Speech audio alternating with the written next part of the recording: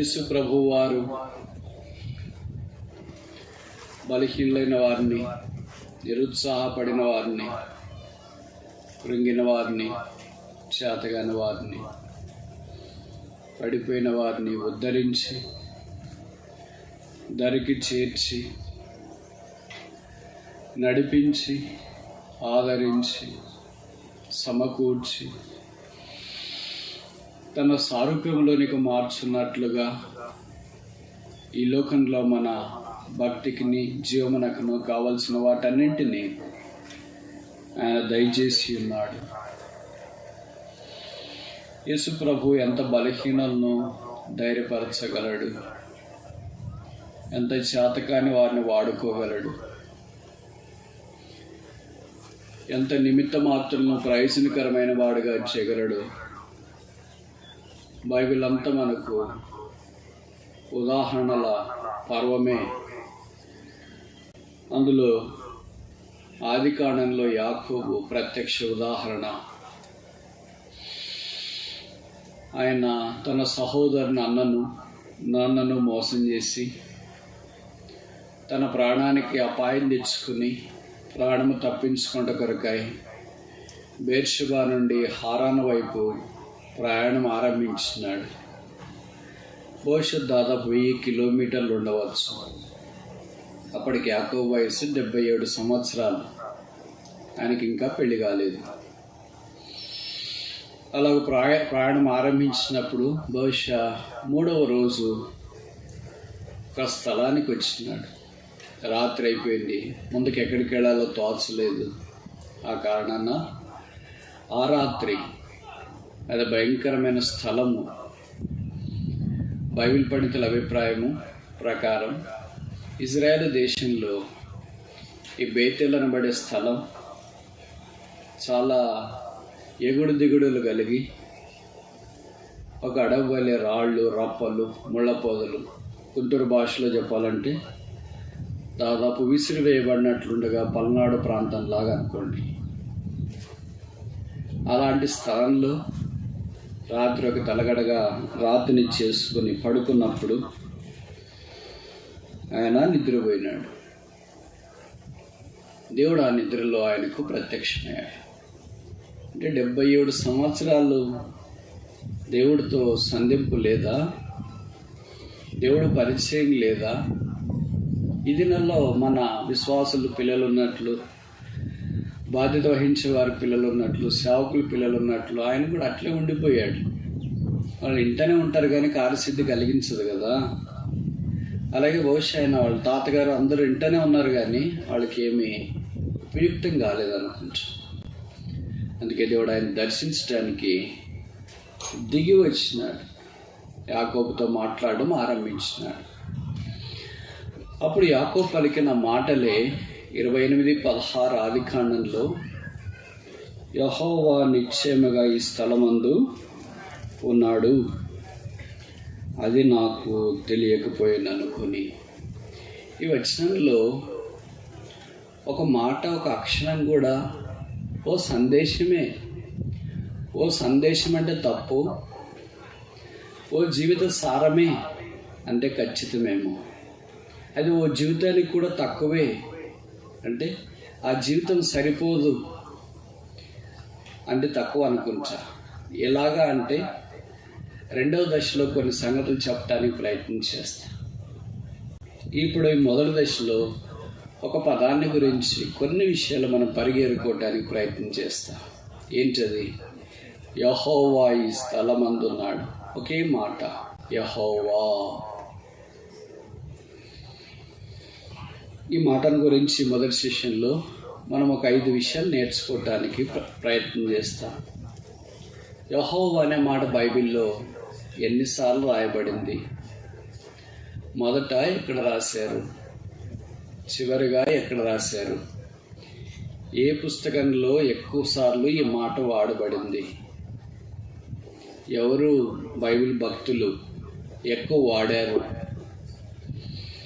ఆ పేరు తెలియజేసే అర్థం ఏంటి? ఆ పేరుకు మనకు ఏమైనా సంబంధం ఉందా? ఇలాంటి ప్రశ్నల పరంపరకు కొన్ని జవాబులు మనం పరిగెరుకోవటానికి ప్రయత్నం చేస్తాం. ఈ దినము, రేపు, ఎల్లుండి నాతో పాటు మీరు కూడా పరిగెరుకోవటానికి ప్రయత్నం చేయండి. కానీ మీలో చాలామందికి కోత తెలుసు కానీ పరిగె తెలియదు అనుకుంటా. కనుక నేను మీతో పాటు కోత కోసేంత కోతనే కాదు, పరిగెరుకునే పసివాడిని. కనుక ఈ 3 దినాల ఆ పని కొరకై మీరు ఉపక్రమించాలని మనవి చేస్తున్నా. యెహోవా అనే మాట బైబిల్లో కనీసం 7,000 సార్లు రాయబడింది. 7,000 సార్లు రాయబడింది. కొన్నిసార్లు తెలుగు బైబిల్లోనైతే కొత్త నిబంధనలో ప్రభువా అనే ప్రత్యామ్నాయమైన పదం కూడా వాడబడింది. పాత నిబంధనలో మాత్రము యెహోవా అనే పదమే విస్తారంగా కనిపిస్తుంది. ఈ పదం 66 పుస్తకాల్లో ఎక్కువగా వాడబడిన పుస్తకం లేదా వాడిన పుస్తకం కీర్తనలు. కీర్తనల తర్వాత బహుశా 2వ పుస్తకం యిర్మీయా. ఈ యెహోవా నామము బలమైన నామం. ఇశ్రాయేలీలు ఆ నామాన్ని అనుభవించినారు, ఎరిగినారు, గుర్తిస్తూ వచ్చినారు. మొదట ఆ పదం ఒక్కటే లేదా ఆ పేరొక్కటే వాడబడిన స్థలం ఆదికాండము 4వ అధ్యాయం. ఆదికాండము 4వ అధ్యాయం 2వ వచనం. Genesis chapter 4 verse 2. ఆదికాండం 4వ అధ్యాయం 2వ వచనం.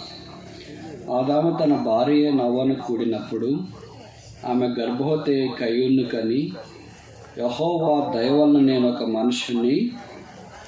కనుక బైబిల్లో యెహోవా అనే ఈ 3 అక్షరాల పదం మొట్టమొదట కనిపించినప్పుడు దేవుని దయ కనిపిస్తుంది. రెండవది గర్భఫలము కనిపిస్తుంది. మూడవది సంపాదించుకున్నట కనిపిస్తుంది. నాలుగవది దాంపత్య ఆశీర్వాదము కనిపిస్తుంది. ఐదవది దేవుని ఆజ్ఞ నెరవేర్పు. 1:28 చెప్పాడు కదా, మీరు ఫలించి అభివృద్ధి పొంది భూమిని నిండించి లోబర్చుకొని ఏలుడి.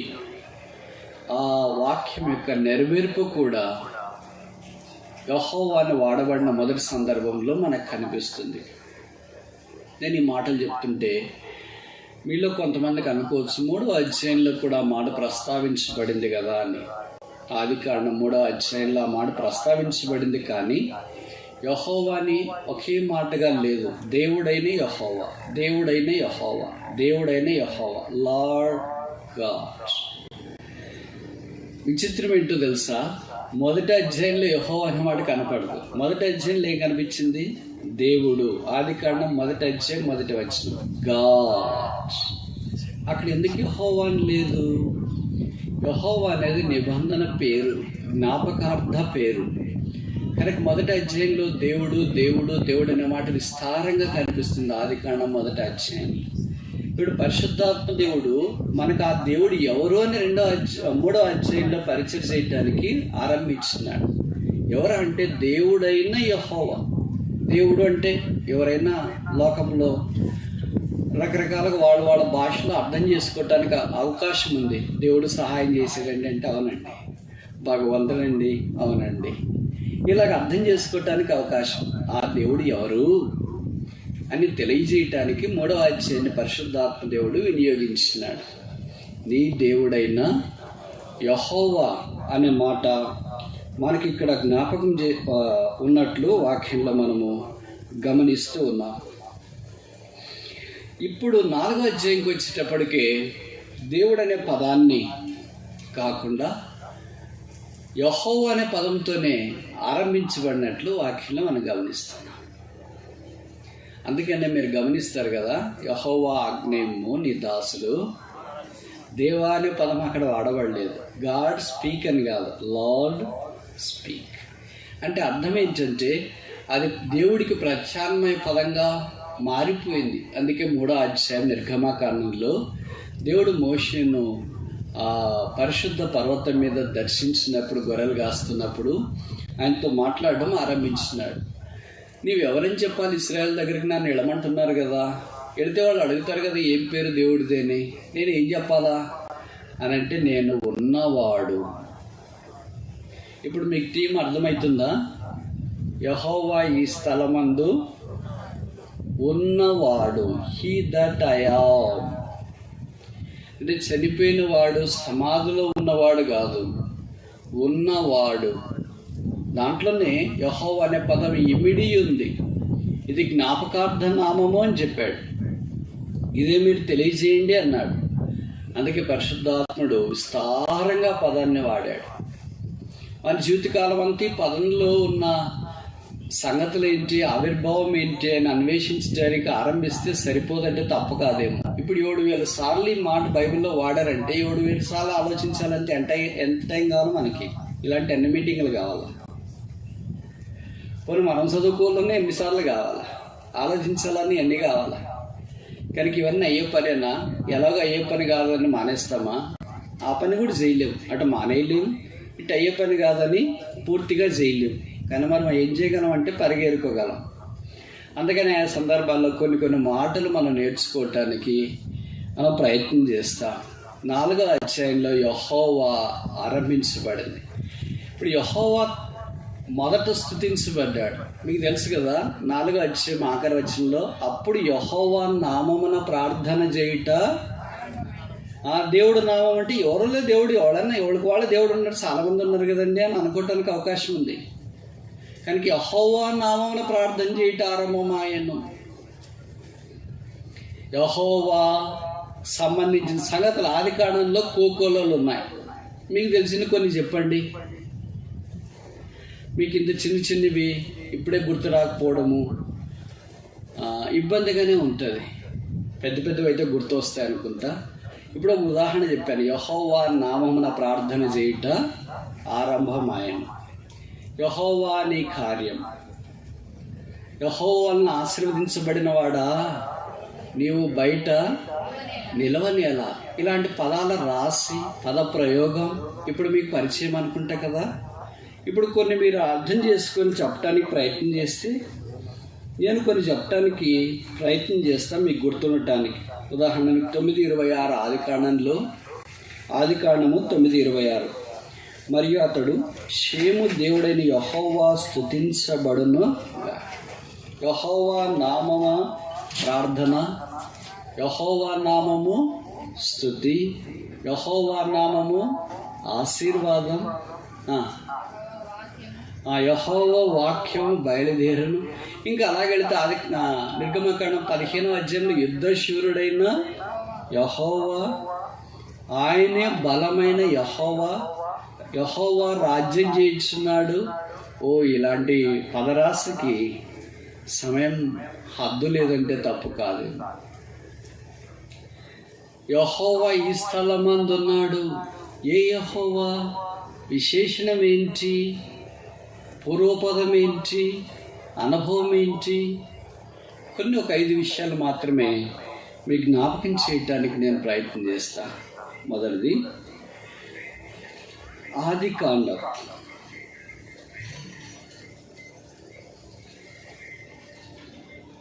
ఆది కాండం 2వ అధ్యాయం 4వ వచనం. ఆది కాండము 2వ అధ్యాయము 4వ వచనం. దేవుడైన యెహోవా భూమిని ఆకాశమును చేసిన దినమందు భూమి ఆకాశం సృజించినప్పుడు వాటి ఉత్పత్తి క్రమము ఇది. దేవుడు అనే మాటతో కలిసి అయితే యెహోవా అనే మాట బైబిల్లో మొదటి ఇక్కడ కనిపిస్తుంది. దేవుడు అనే మాటతో కలవకుండా అయితే ఆది కాండం 4వ అధ్యాయంలో మొదట కనిపిస్తుంది. కనుక ఇప్పుడు యెహోవా దేవుడు రెండో ఒకటే. ఆయన నామస్మరణమే యెహోవా, ఆయన నామ ధ్యానమే యెహోవా, ఆయన నామమే ఈ పేరు. కనుక దేవుడైన యెహోవా. ఏ యెహోవా? యెహోవా ఈ స్థలమందున్నాడు. ఏ యెహోవా అనేది ఆలోచించడానికి మనం ఆరంభించున్నాం. మొదటిది ఈజ్ ద లార్డ్ గాడ్, దేవుడైన యెహోవా. 1 తిమోతి 2:5 చెప్పబడింది, దేవుడు ఒక్కడే, దేవునికి నేను నల్లకున్న మధ్యవర్తి ఒక్కడే, ఆయనే క్రీస్తు యేసును నరుడు. ఆయన దేవాది దేవుడు. ఆయన దేవతలందరికీ పైనున్న మహాదేవుడు ఆయన పేరు కనుక ఆయన పేరే యెహోవా.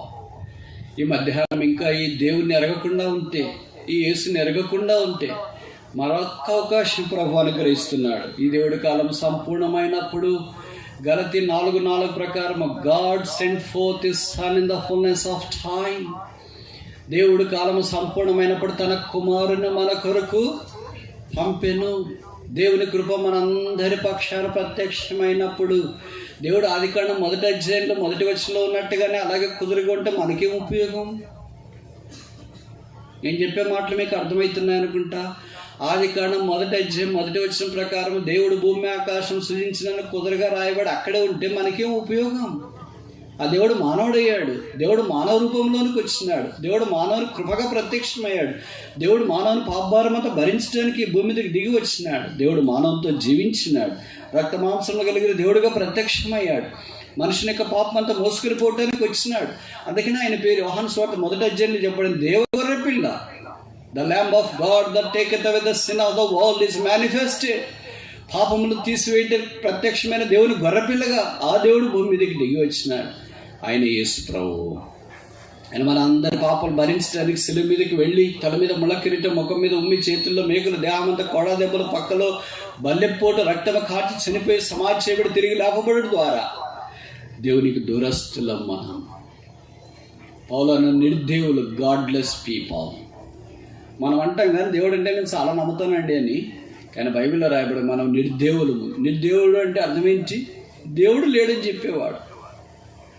అలాంటి దుస్థితిలో ఉన్న మనల్ని దేవత్వంలోనికి దేవుడు తీసుకుని వచ్చుట కొరకే దేవుడు మానవుడిగా భూమి మీదకి దిగి వచ్చినాడు. యెహోవా ఈ స్థలం అందున్నాడు. ఎవరా యెహోవా? దేవుడైన యెహోవా. బైబిల్లో రాయబడిన యేసు రక్తం ప్రతి పాపం నుండి మనల్ని కడిగి పవిత్రులుగా చేయును. కనుక ప్రభువైన యేసునందు విశ్వాసం ఉంచును, అప్పుడు నీవును నీ ఇంటి వారును రక్షణ పొందుదురు. రెండవది ఎవరి యెహోవా? 1వ అధ్యాయం సమూయేలు గ్రంథం 1 Samuel chapter 1 verse 3. సమూయేలు మొదటి గ్రంథం 1వ అధ్యాయం 3వ వచనం. సమూయేలు మొదటి గ్రంథము 1వ అధ్యాయము 3వ వచనం. ఇతడు షిలోహునందున్న సైన్యములకు అధిపతిగా యెహోవాకు మ్రొక్కుటకును బలి అర్పించుటకును ఏటేటు తన పట్టణమును విడిచి అచ్చటికి పోవచ్చుండెను. ఆ కాలమున ఏలి యొక్క 2 కుమారులు హోఫ్నీ, ఫీనెహాసులు యెహోవాకు యాజకులుగా. ఎవరి యెహోవా? Very good. ఇంకా అర్థమైపోయింది మీ అందరికి వాక్యం. ఇప్పటి నుండి మీరే చెప్పండి. ఆదివారం దాకా is the Lord of the house. Is not only Lord God. మొదటిదేంటి? దేవుడైన యెహోవా. ఇప్పుడు సైన్యములకు అధిపతి అయిన యెహోవా. అంటే యెహోవాకు ముందుగా విశేషణము పరిశుద్ధాత్మ దేవుడు ఏం వాడాడు ఆ బైబిల్లో విస్తారము. కానీ ఒక 5 మాత్రమే సమయార్థబాటును బట్టి మనం చూసుకోవటానికి ఆరంభించున్నాం. దాంట్లో దేవుడైన యెహోవా మొదటిది. రెండవది సైన్యములకు అధిపతిగా యెహోవా.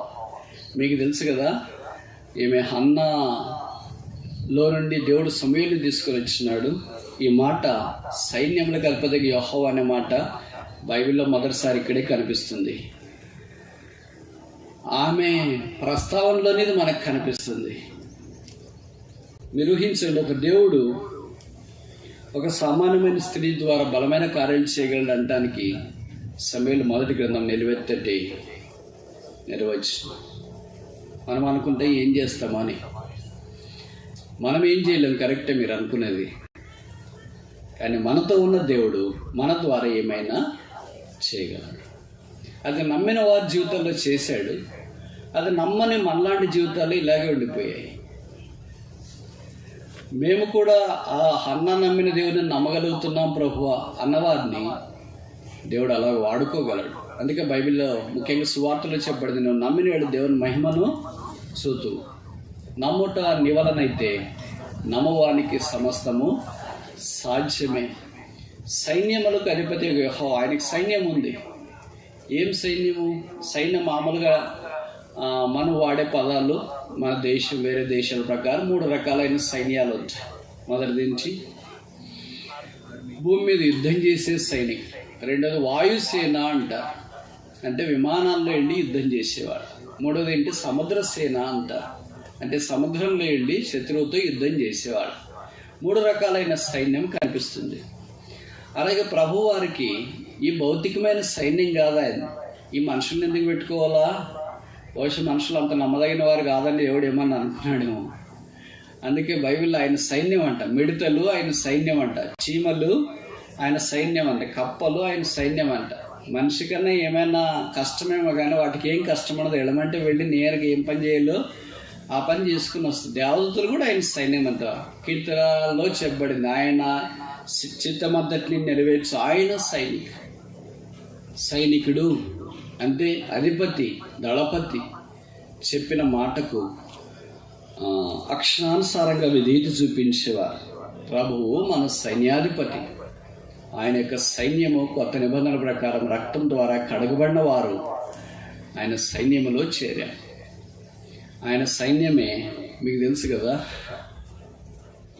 ఇక్కడ ఎక్కువ ఉంది అనుకుంటా, ఆ వైపు పాస్టల్ ఏరియాలో సాల్వేషన్ ఆర్మీ అంటారు, వాడి పేరే ఆర్మీ. ఇప్పుడు క్రైస్ట్ ఆర్మీ, క్రీస్తు సైన్యం. విలియం బూత్ గారు సాల్వేషన్ ఆర్మీ ఫౌండర్. ఎలాంటి దృక్పథంతో వైఖరితో అది ఏర్పాటు చేసిన మనం ఎరగం, కానీ బహుశా ఆయనకి ఈ వాక్యాలన్నీ ప్రేరేపణ ఊతం ఇచ్చిండవచ్చు. సైన్యములకు అధిపతి యెహోవా, సైన్యములకు అధిపతి యెహోవా అనేది.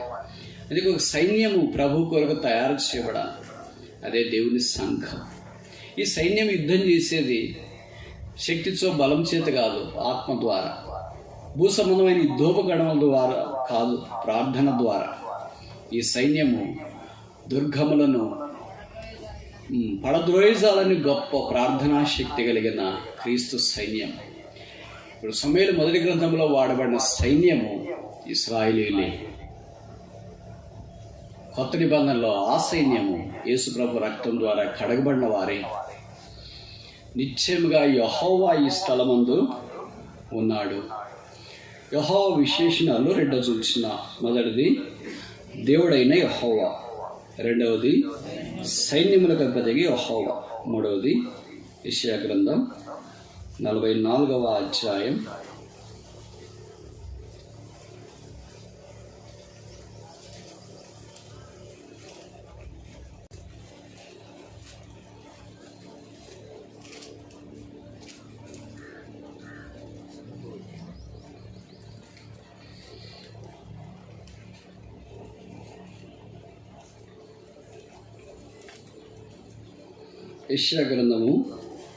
44వ అధ్యాయం.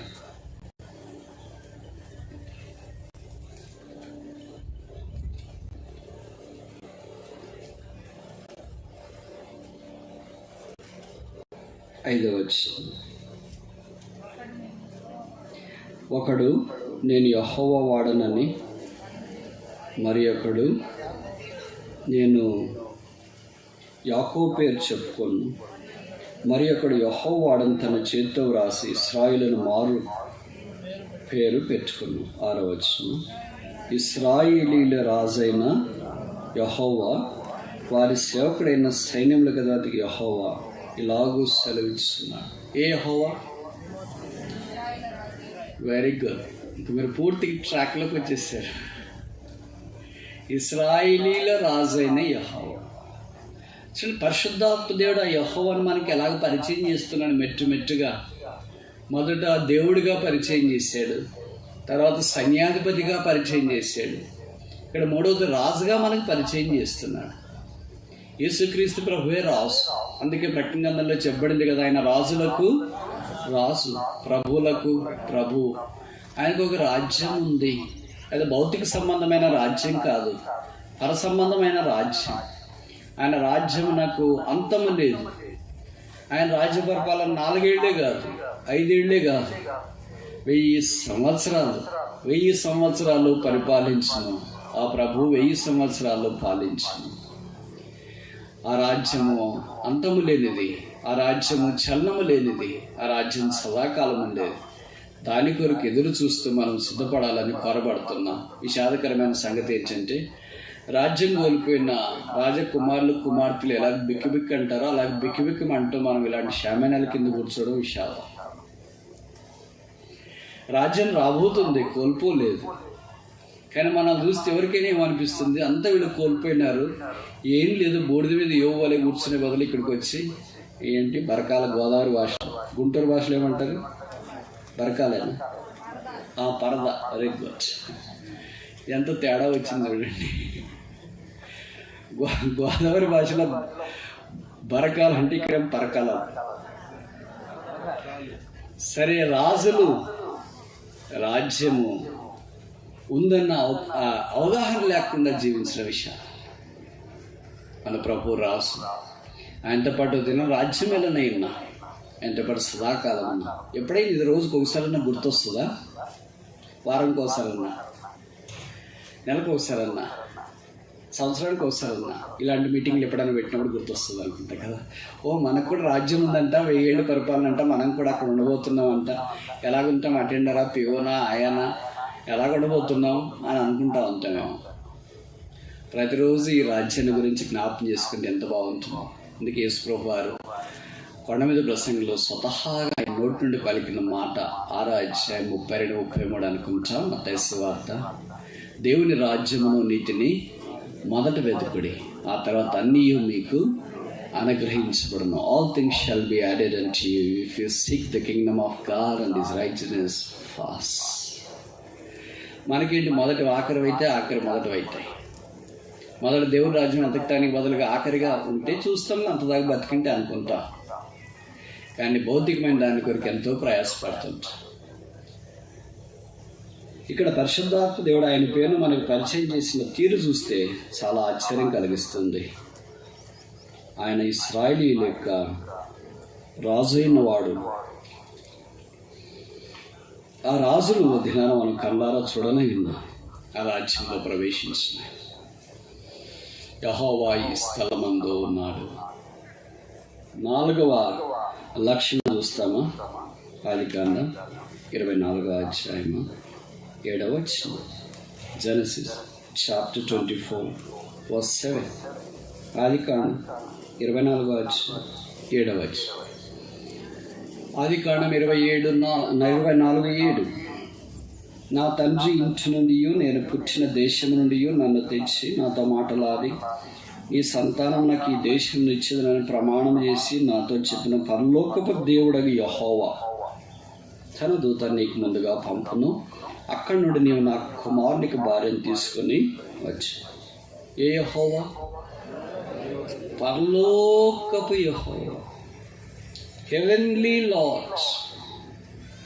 యెహోవా భూసంబంధమైన వాడు కాదు, భూమి కింద నుండి వచ్చిన వాడు కాదు, ఈయన పైనుండి వచ్చిన వాడు. అందుకే మనం చూస్తాం కదా 28వ అధ్యాయంలో, భూమి మీద నుండి ఆకాశానికి నిచ్చెన వేయబడి ఉంటే ఆకాశం పైన నిలబడ్డాడు ప్రభువా దేవుడు. ఆయన కింద నిలబడలేదు. ఆయన పైవాడు. ఆయన శక్తి పైనుండి వస్తుంది, ఆయన జ్ఞానం పైనుండి వస్తుంది, జీవితం కూడా పైనుండే వస్తుంది. ఆయన పరసంబంధమైన వాడు.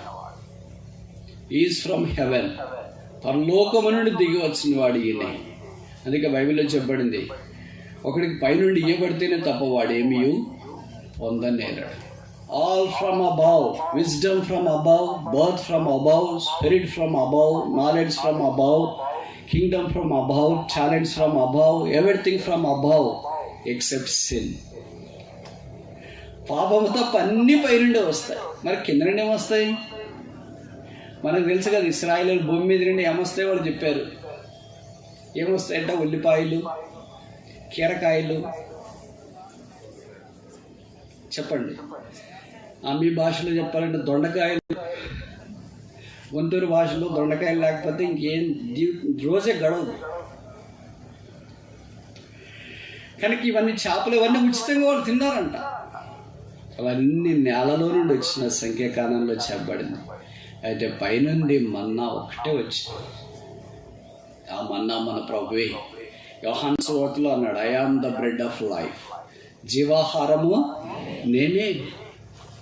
భూసంబంధమైన దిన్నోళ్ళంతా లోకాన్ని విడిచిపెట్టారు, గతించిపోయారు. అది తాత్కాలికమే, ఏదో ఒక పూట ఆకలి తీరుతుంది. అయితే పైనుండి వచ్చిన ఆహారం, దేవదూతల ఆహారం అంట. మనం తిని దోసకాయలు, బెండకాయలు, కీరకాయలు, ఇంకేంటి చేపలు, ఇవన్నీ ఏంటి? మనుషులు తినే ఆహారం. దేవతలు తినే ఆహారం అంటే దేవతలు కూడా ఆకలి ఉంటుందా? ఆకలి ఉంటేనే కదా తినబుద్ధి అయ్యేది, తింటేనే కదా ఆకలి తీరేది. ఇప్పుడు ఆకలి తీరిన తర్వాత నిద్ర ఉండాలి కదా. మరి ఇవన్నీ దేవతలకు ఉంటాయా? అక్షరానుసారంగా ఉంటాయని కాదు, ఇదొక అనాలజీ, పోలిక. అంటే భౌతికమైన వారు కాదు, ఇది దైవాంశ సంభూతులైన వారు ఇది దీంట్లో ప్రవేశించేదని అర్థం. కనుక మన ప్రభు వారు పరమ ప్రభువు. 5వ దాకా చూస్తామా? ద్వితీయోపదేశ కాండము 28వ అధ్యాయం.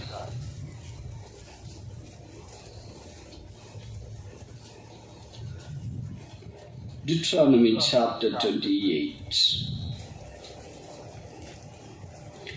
verse 58. ద్వితీయోపదేశకాండం 28:58. ద్వితీయోపదేశకాండం 28వ అధ్యాయం 58వ వచనం.